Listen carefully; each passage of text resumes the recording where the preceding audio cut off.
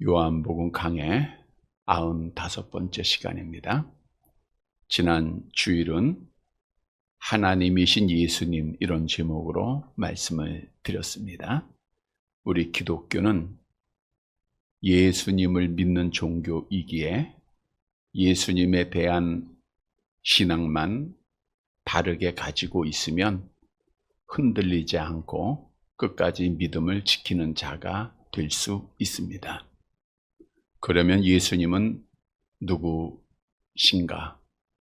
지난주에 예수님은 십자가를 지시기에 앞서서 이런 말씀을 하십니다.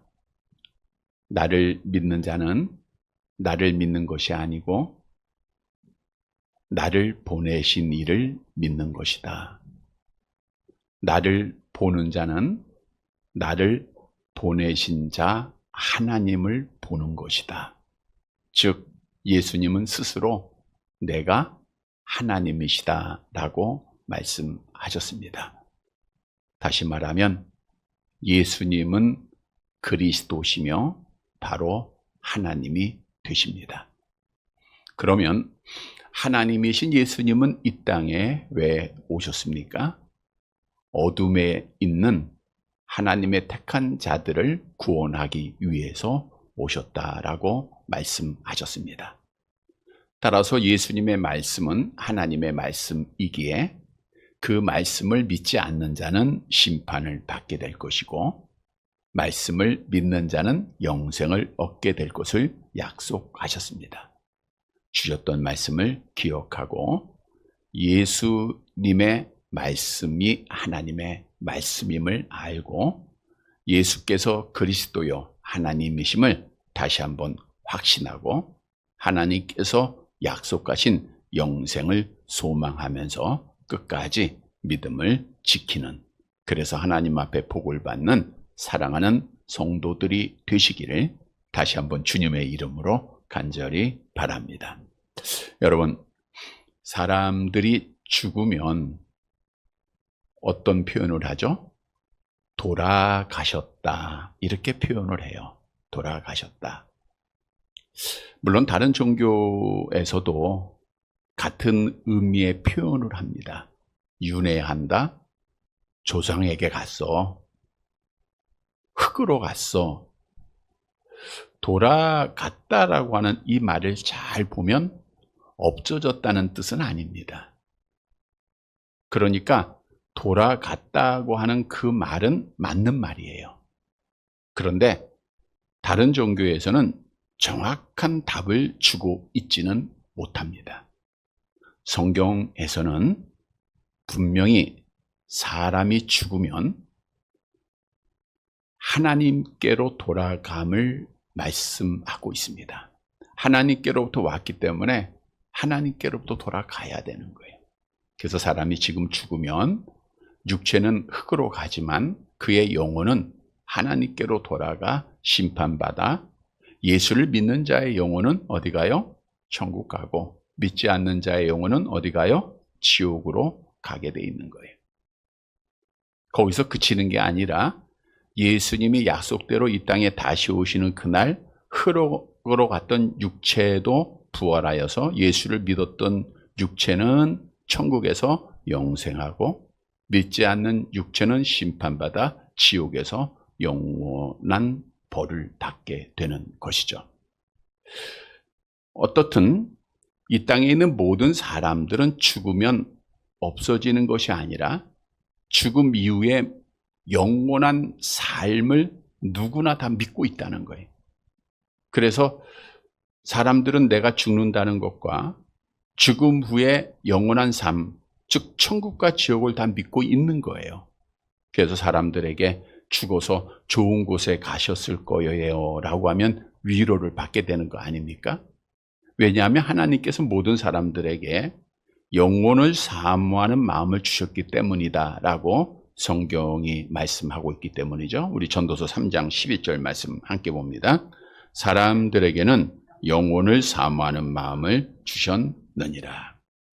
여러분, 오늘 본문으로 가보면 예수님께서 돌아가신다라고 하는 표현을 2번이나 반복하셨습니다. 돌아가셔서 하십니다. 1절에 보니까 돌아가실 때가 이른 줄 아시고, 또 3절에 보니까 돌아가실 것을 아셨다.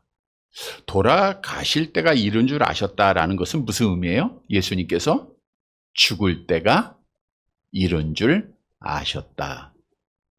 십자가에 죽으실 것을 아셨다. 가까이 왔다라는 것을 말씀해주고 있는 것이죠. 물론 성경에 에녹이나 엘리야 선지자는 죽음을 통하지 않고 돌아갔어요. 이건 특별한 사람이고요.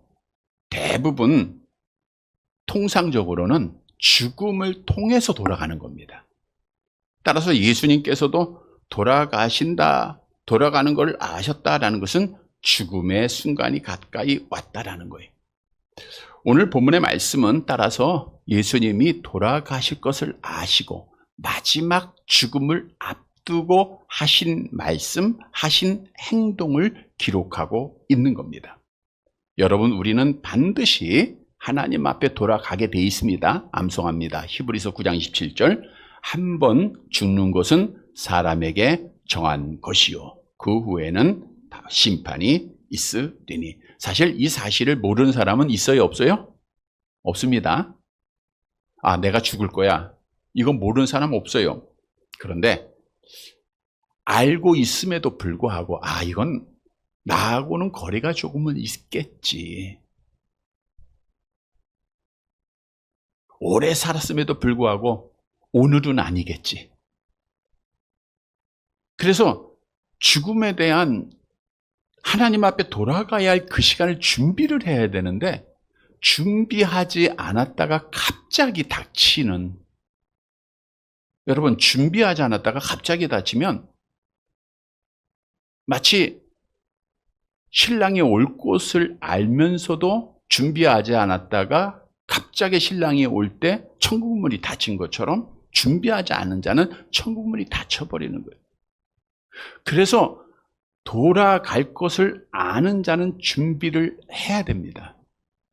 돌아갈 시간은 정말 순식간에 갑자기 옵니다. 우리가 지난 주간에도 우리 부천에서 일어난 사건이기 때문에 우리에게는 더욱더 관심이 있는 사건이었지 않습니까? 갑자기 일어난 화재로 인해서 그 젊은 20대 청년들이 그 7명이나 갑자기 목숨을 잃었잖아요. 그 누가 돌아갈 줄 알았어요, 그 시간에? 그러나 그 죽음은 갑자기 임하는 거예요.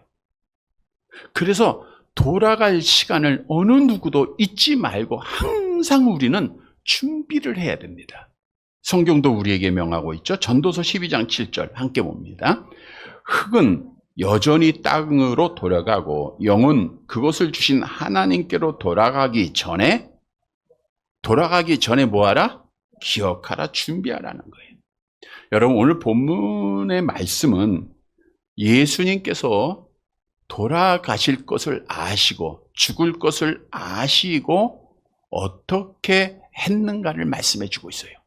어떻게 준비해야 되느냐, 어떻게 해야 믿음 지키느냐 라고 하는 사실을 교훈해 주는 거예요. 그래서 돌아갈 것을 알고 있는, 준비해야 하는 우리에게는 정말 귀한 교훈의 말씀입니다.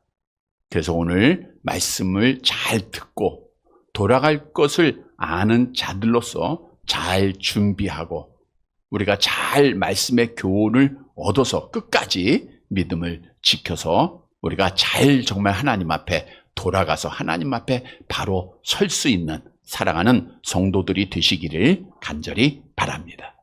첫째 대지로 돌아갈 것을 아는 자는 끝까지 사랑해야 합니다. 본문 1절 말씀 보도록 할게요. 요한복음 13장 1절 같이 봅니다. 유월절 전에 예수께서 자기가 세상을 떠나 아버지께로 돌아가실 때가 이른 줄 아시고 세상에 있는 자기 사람들을 사랑하시되 끝까지 사랑하시느니라. 유월절 전에, 유월절은 잘 아시는 대로 이스라엘 백성들이 애굽에서 구원받을 때 마지막 10번째 장자의 죽음으로부터 구원받기 위하여 유월절 양을 문에 그 피를 발라서 구원받은 것을 기념하는 절기 아닙니까? 그래서 이스라엘 백성들은 그 구원을 기념하기 위해서, 그게 이제 무교절의 시작이기 때문에 애굽에서 구원받은 것을 기념하는 절기로 계속 이어지기 때문에 항상 이 절기를 지키지 않았습니까? 근데 유월절 전이라고 하는 것은 유월절 양을 잡는 유월절 전날입니다. 그러니까 유다인들은 유월절을 금요일 저녁부터 토요일 저녁까지 지켰어요. 그게 안식일이죠.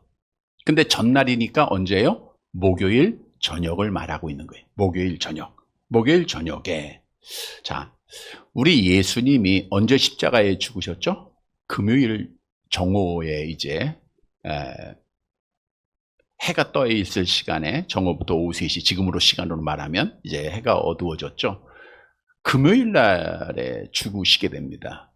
그러니까 예수님께서는 원래 유월절 만찬이 금요일 저녁에 있어야 함에도 불구하고 하루 앞서서 목요일 저녁에 가지게 되셨어요. 그래서 유월절 전이라는 것은 지금 목요일 저녁을 말하고 있는 겁니다. 목요일 저녁에 예수님께서 자기가 세상을 떠나 아버지께로 돌아가실 때가 이른 줄 아시고, 이제 다음 날 예수님은 십자가에서 죽으실 것을, 돌아가실 것을 어떻게 해요? 아셨다, 그거예요. 그리고 뭐 하셨어요? 세상에 있는 자기 사람들을 사랑하시되 끝까지 사랑하셨다. 자, 그런데 예수님께서 이 유월절 만찬을 나누실 때 공관복음, 마태나 마가나 누가복음에 보면 사실 정말 가장 기독교에서 귀한 교훈을 유월절 만찬을 통해서 우리에게 주셨습니다. 그 교훈은 뭐냐 하면 마태복음 26장 26절에서 28절, 우리 예수님이 유월절 만찬을 통해서 성찬 예식을 제정하신 거예요. 아주 귀한 제정이죠. 우리 같이 볼게요. 그들이 먹을 때에 예수께서 떡을 가지사 축복하시고 떼어 제자들에게 주시며 이르시되 받아 먹으라, 이것은 내 몸이라 하시고, 또 잔을 가지사 감사 기도하시고 그들에게 주시며 이르시되 너희가 다 이것을 마시라, 이것은 죄사함을 얻게 하려고 많은 사람을 위하여 흘리는 바 나의 피 곧 언약의 피니라.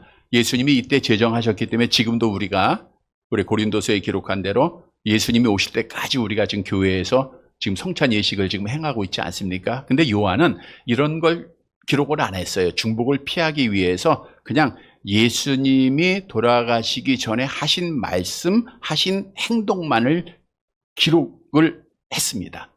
그런데 오늘 본문에 보면 돌아가실 것을 아시고 하신 말씀이 뭐냐 하면, 예수께서 자기가 세상을 떠나 아버지께서 이른 줄 아시고 한 게 뭐예요? 세상에 있는 자기 사람들을 어떻게 해요? 사랑하시되 끝까지 사랑하셨다는 거예요. 아주 중요한 말씀이세요. 잘 보세요.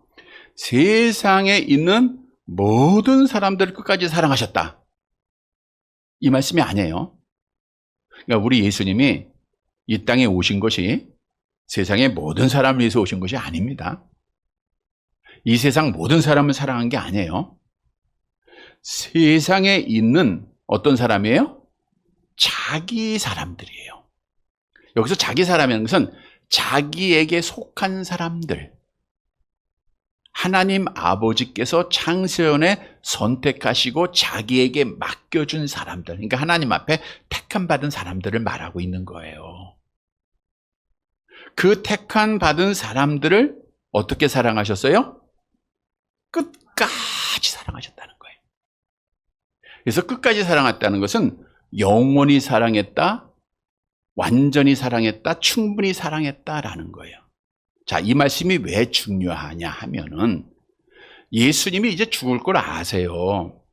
여러분, 십자가의 죽음이 얼마나 고통스럽습니까? 그래서 겟세마네 동산에서 예수님이 뭐라 그랬어요? 아버지요, 할 만하시거든 이 잔을 내게서 지나가게 하옵소서 했잖아요. 그런데 그 택한 백성들을 어떻게 사랑했어요? 끝까지 사랑하니까 마지막 십자가를 지신 거예요.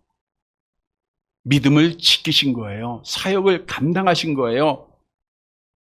그 사랑을 완성하신 겁니다. 뭐 했기 때문에? 끝까지 사랑하셨기 때문이에요. 자, 그래서 우리에게 정말 좋은 교훈을 주고 있는 거예요. 우리가 믿음을 끝까지 잘 지키기 위해서는 우리도 뭐 해야 돼요? 끝까지 사랑해야 돼요. 돌아갈 것을 아는 자, 우리가 정말 하나님 앞에 설 거야. 나 하나님 앞에 돌아갈 거야. 이렇게 믿고 있다고 하면 뭐 해야 된다고요? 끝까지 사랑해야 돼요. 우리 한번 따라합시다. 끝까지 사랑하자. 여러분, 우리 기독교는 사랑의 종교예요. 끝까지 사랑해야 됩니다. 자, 그러면 누구를 사랑해야 되는가? 내가 이성적인 사랑에서 좋아하는 사람, 마음에 끌리는 사람, 그거 끝까지 사랑하라. 그 말이 아니에요. 한 율법사가 예수님 앞에 찾아옵니다. 물론 이제 시험하기 위해서 찾아왔죠. 선생님, 율법에서 가장 큰 계명이 무엇입니까? 그때 예수님께서 율법사에게 이렇게 대답을 하시죠. 마태복음 22장 내려가 볼게요. 37절에서 40절 함께 봅니다.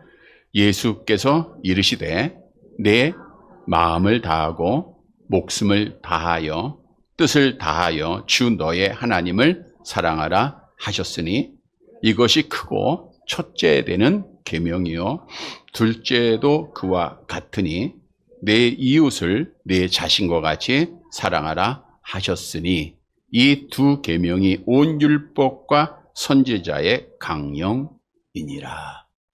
사랑은 율법의 완성입니다. 기독교는 사랑의 종교입니다. 하나님은 사랑이시기 때문입니다. 따라서 끝까지 사랑해야 되는데 두 가지만 하면 돼요. 첫째는 누구 사랑해요? 하나님 사랑. 그러니까 우리는 끝까지 누구만 사랑하면 돼요? 하나님 사랑하면 되는 거예요. 야, 그러면 끝까지 하나님 사랑한다는 게 뭐예요? 맨날 하나님 나 사랑합니다. 아시죠? 내 마음 아시죠? 이게 아니에요. 하나님 사랑하는 것은 성경에 이렇게 말씀하고 있어요. 요한일서 5장 3절 같이 봅니다. 하나님을 사랑하는 것은 이것이니 우리가 그의 계명을 지키는 것이라. 그의 계명들은 무거운 것이 아니니라. 하나님을 사랑하는 게 뭐예요? 그의 계명들을 지키는 것. 또 요한복음 14장 15절 같은 말씀이죠. 너희가 나를 사랑하면 나의 계명을 지키리라. 우리가 정말 하나님을 사랑한다고 하면 그의 계명, 그의 말씀을 지키는 겁니다. 학생이 선생님을 사랑하면 그 말씀을 따라가요. 자녀가 부모님을 사랑하면 그 말씀을 지킵니다. 우리가 하나님을 사랑한다고 하면 그 말씀을 지켜가는 거예요. 그게 하나님 사랑하는 거예요. 뿐만 아니라 끝까지 이웃 사랑해야 돼요. 우리가 하나님 사랑한다고 하면서 이웃 사랑하지 않으면 그거는 거짓말이다라고 성경은 증언하죠. 요한일서 4장 20절 함께 봅니다. 누구든지 하나님을 사랑하노라 하고 그 형제를 미워하면 이는 거짓말하는 자니 보는 바 그 형제를 사랑하지 아니하는 자는 보지 못하는 바 하나님을 사랑할 수 없느니라. 우리의 이웃은 어려움을 당한 자들입니다. 우리의 이웃은 소외된 자들입니다. 우리의 이웃은 병든 자들입니다. 우리의 이웃은 상처받은 자들입니다. 그래서 예수님께서도 비유하셨잖아요. 자비를 베푼 자가 진짜 사랑하는 자다. 여러분, 어떤 상황이 있어도 하나님을 사랑하고 계명 따라 예배드리고 계명 따라 지키면 믿음 지키는 거예요. 어떤 어려움이 있어도 이웃 사랑하면 믿음을 지키는 거예요. 여러분, 우리 예수님은 우리를 정말 사랑하셨기 때문에 끝까지 사랑하셨기 때문에 십자가를 당당하게 지시고 끝까지 완성하셨어요. 우리도 돌아갈 것을 안다고 하면 성도 여러분, 끝까지 하나님 사랑하고 이웃 사랑하고 믿음 지켜서 하나님 앞에 당당히 설 수 있는 사랑하는 성도들이 되시기를 간절히 바랍니다. 두 번째로 돌아갈 것을 아는 자는 예수님을 배반하지 말아야 돼요.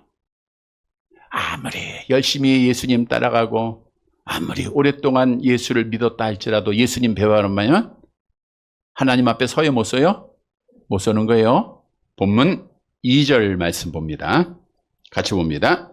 마귀가 벌써 시몬의 아들 가룟 유다의 마음에 예수를 팔려는 생각을 넣었더라. 이 넣었더라는 것은 완료형이니까 이미 가룟 유다의 마음에는 누가 들어갔다는 거예요? 마귀가 들어갔다. 오늘 목요일 저녁에 요한은 기록하고 있지만 다른 복음서에 보면니까 누가복음에 보니까 이미 화요일 날 마귀가 들어갔다라고요.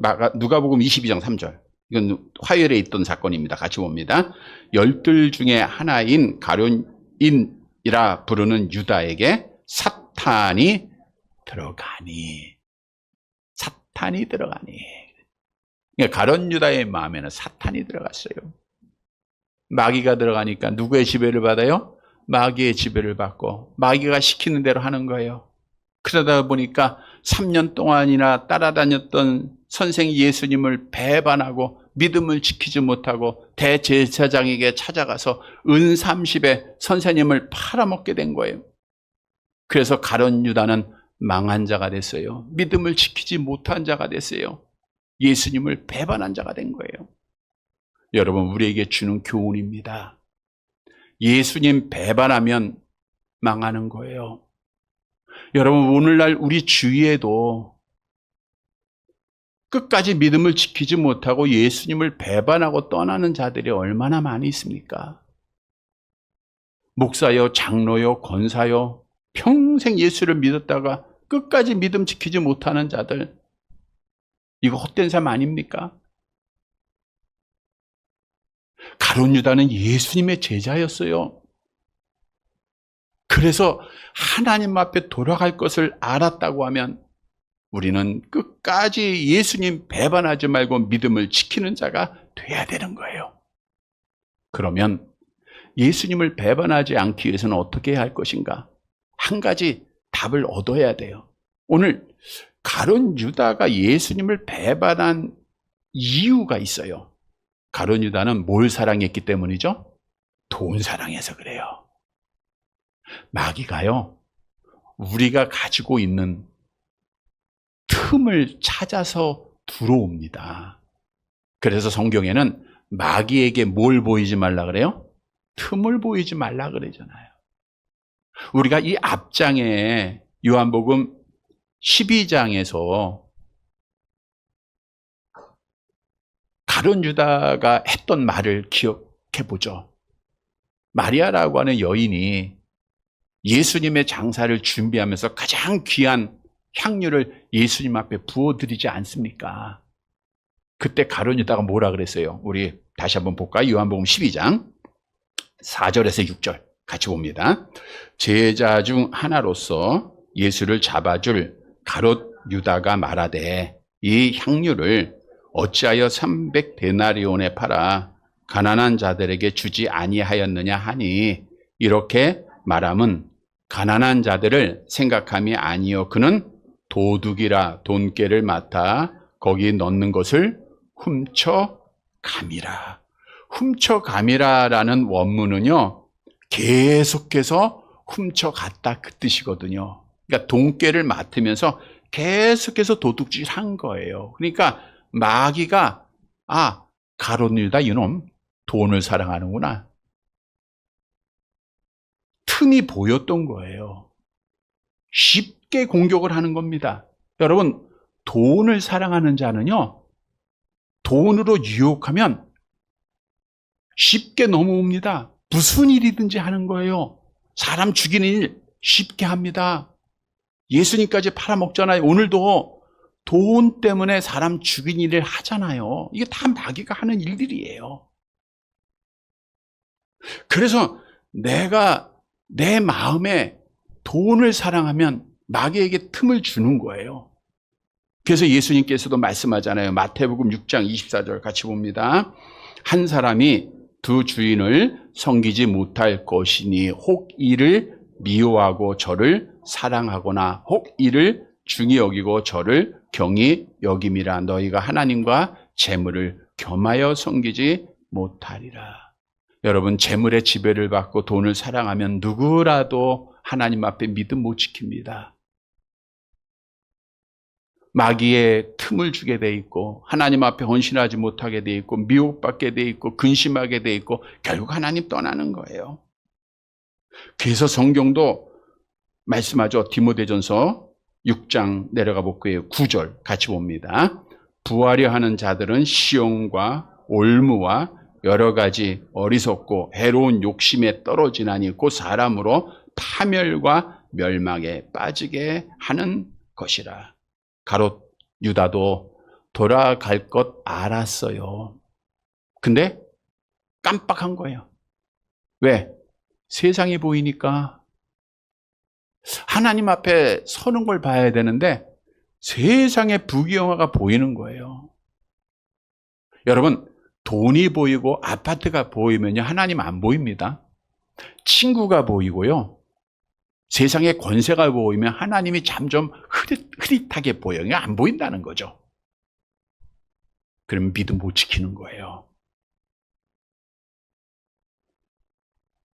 얼마나 많은 사람들이 세상 사랑하다가 하나님 보지 못하고 믿음을 잃어버리고 있느냐. 그래서 성경은 요한일서 2장 15절 함께 봅니다. 이 세상이나 세상에 있는 것들을 사랑하지 말라. 누구든지 세상을 사랑하면 아버지의 사랑이 그 안에 있지 아니하니 그랬어요. 세상이 보이면 세상 것 때문에 하나님 보이지 않고 믿음 못 지켜요.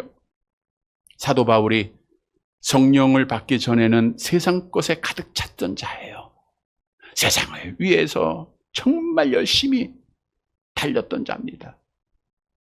그러나 성령 받고 나서 세상 것을 다 배설물로 버립니다. 그러니까 하나님만 보여요. 그러니까 믿음 지키는 거예요. 그러니까 하나님 앞에 상 받는 자가 된 거예요. 여러분, 정말 하나님 앞에 서야 될 자들은 세상 바라보다가 하나님 앞에 믿음 지키지 못하고 실패하는 자가 아니라 세상 바라보지 말고 세상 사랑하지 말고 우리가 성령 받고 성령의 충만함으로 세상을 이기고 믿음을 지키는 자인 줄 믿으시기를 바랍니다. 성령을 지배를 받으면 세상이 안 보이고 하나님 보이는 거예요. 갈라디아서 5장 16절 같이 봅니다. 내가 이르노니 너희는 성령을 따라 행하라. 그리하면 육체의 욕심을 이루지 아니하리라. 성도 여러분, 오늘 가룟 유다가 정말 열심히 주님 따라다니지 않았습니까? 그러나 끝까지 믿음 지키지 못하고 예수님 배반했어요. 망한 자 됐어요. 이 말씀을 교훈으로 꼭 얻고 우리는 세상 사랑하다가 마귀의 지배받아서 예수님 배반하고 망한 자 되지 말고 돌아갈 자임을 분명히 믿고 성령의 지배를 받아서 끝까지 믿음을 지키는 사랑하는 성도들이 되시기를 간절히 바랍니다. 세 번째, 돌아갈 자는 겸손하게 성화돼야 돼요.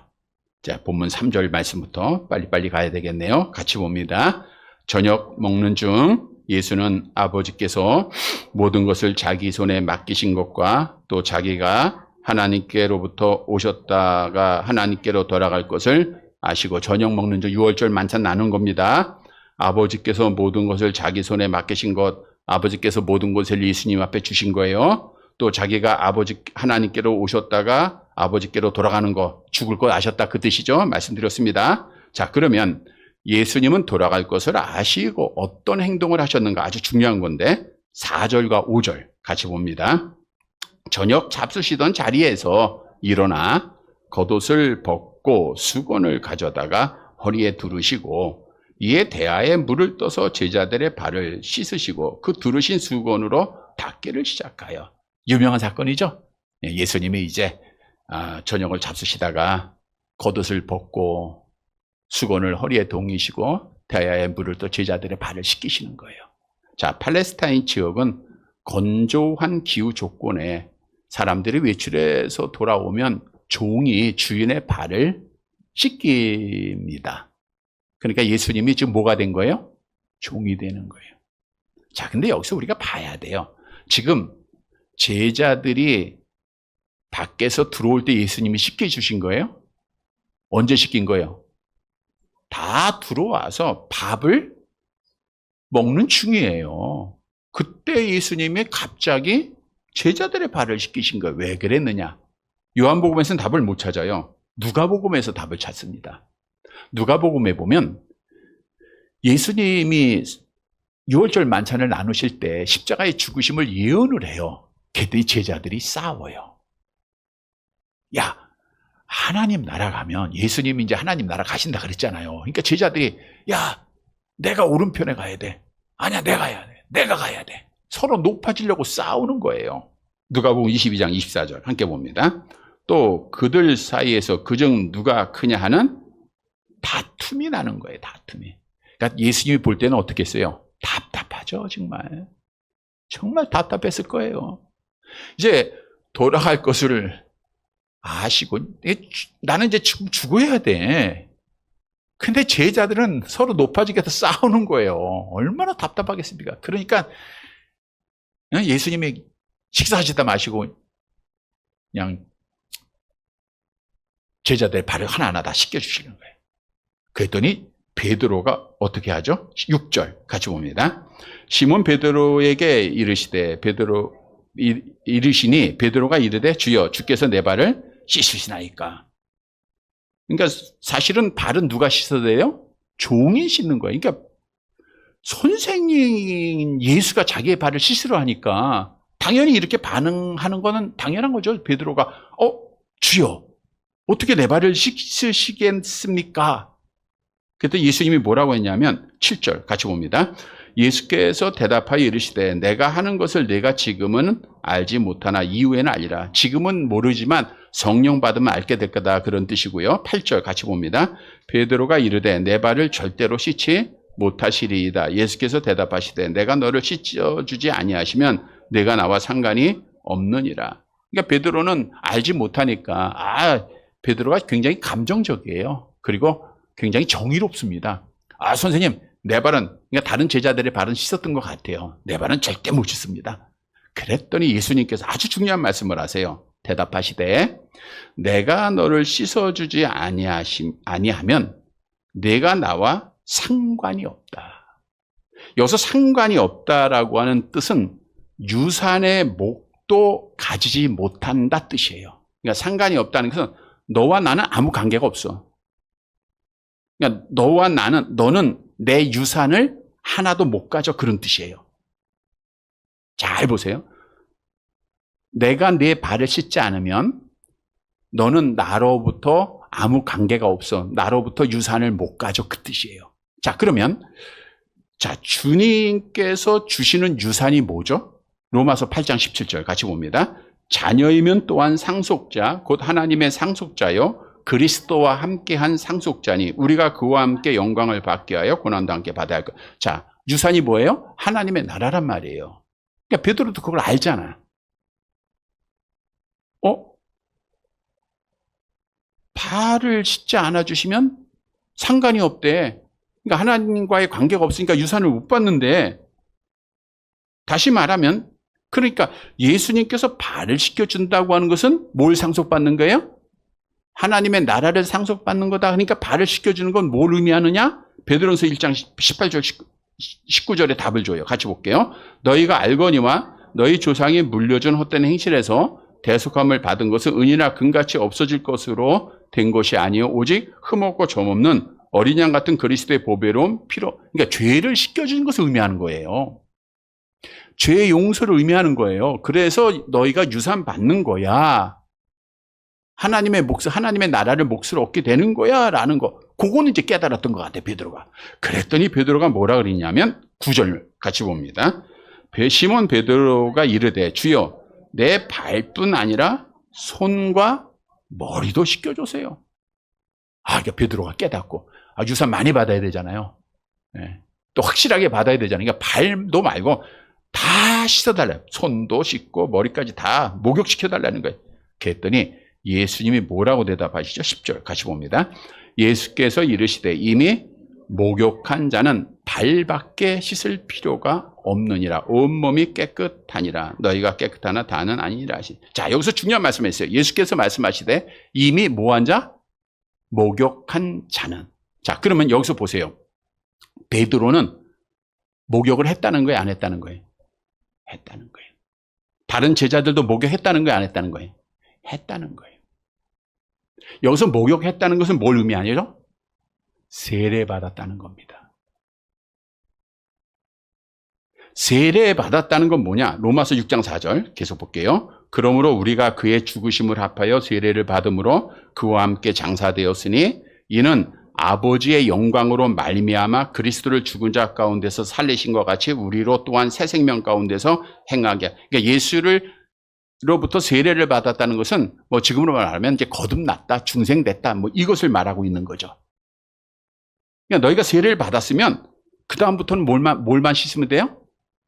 발만 씻으면 된다 그거예요. 근데 다는 아니다. 이거는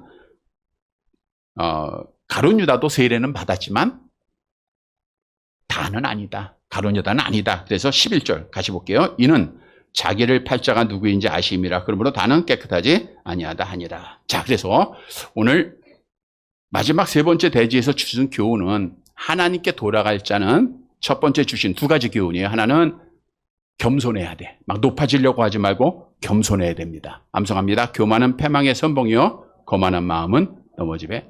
절대 우리 높아지려고 하지 말아야 돼. 또한 두 번째는 우리는 이미 세례를 받은 자들이죠. 중생됐죠. 그러니까 뭐 해야 돼요? 날마다 발을 씻어야 돼요. 자, 우리가 구원의 서정에서 아주 중요한 거 한 가지만 말씀드리고 마칠게요. 구원의 서정에서 회심은 단회적이에요. 한 번입니다. 근데 회개는 계속적이에요. 아마 이런 비유를 말씀을 드렸어요. 잘 보세요. 제가 이제 시청각 교육을 해드릴게요. 우리가 이런 비유 드렸죠. 세상으로 가다가 오늘 저녁에도 회개에 대해서 말씀을 드릴 건데, 회개는 방향 전환입니다. 세상 가다가 우리가 회심을 되면 세상에서 하나님께로 방향을 전환하는 거예요. 이건 단회적이에요. 다시 돌아가요? 못 돌아가요? 못 돌아가는 거예요. 이제 하나님께 간 거예요. 근데 하나님께로만 계속 가야 되는데 계속 못 가요. 인간이다 보니까. 그러면 뒤로 갈 때가 있어요. 뒤로. 그때 뒤로 갈 때는 또 앞으로 가는 거예요. 이건 회개예요. 그러니까 회심은 한 번이에요. 돌아가는 건 한 번인데 맨날 뒤로 갔다 또 앞으로 갔다. 이게 신앙생활이에요. 그래서 회개는 계속, 발은 매일매일 씻어야 된다는 그 뜻이에요. 이해되셨어요? 그래서 오늘 말씀에서 주시는 교훈은 회개는 매일매일 해야 된다. 하나님 앞에 돌아가야 될 자는 회개는 매일매일 해야 된다라는 것을 우리에게 교훈해 주고 있는 거예요. 그런 자가 하나님 앞에 설 자예요. 성도 여러분, 우리는 날마다 겸손하게 날마다 회개해서 성화되는 거죠, 이게. 그래서 하나님 앞에 바로 설 수 있는 자들이 되시기를 간절히 바랍니다. 말씀을 정리해 드립니다. 우리는 하나님 앞에 설 자입니다. 준비해야 돼요. 어떻게 준비해야 돼요? 첫째로는 끝까지 뭐 해야 돼요? 누굴 사랑해요? 하나님 사랑하고 이웃 사랑하고. 두 번째는 끝까지 예수님 배반하지 말아야 돼요. 세 번째는 뭐 해야 돼요? 겸손하게 우리가 날마다 회개해야 돼요. 사랑하는 성도 여러분, 오늘 주신 말씀을 꼭 기억하고 하나님 앞에 돌아갈 자의 삶으로 끝까지 믿음을 지키고 복받는 사랑하는 성도들이 되시기를 주님의 이름으로 간절히 바랍니다.